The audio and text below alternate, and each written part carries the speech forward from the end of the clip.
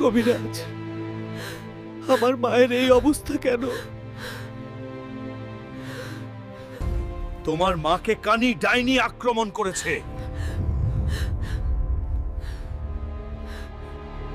বাঁচাতে হলে ভয়ঙ্কর কানি ডাইনির জঙ্গল থেকে মায়াবতী গাছের ফল আনতে হবে।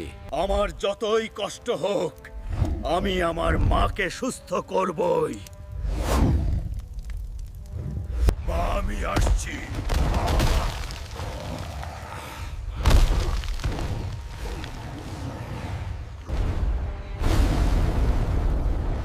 এই ফল তুমি নিতে পারবে না। আমার মাকে বাঁচাতে কেউ আটকাতে পারবে না।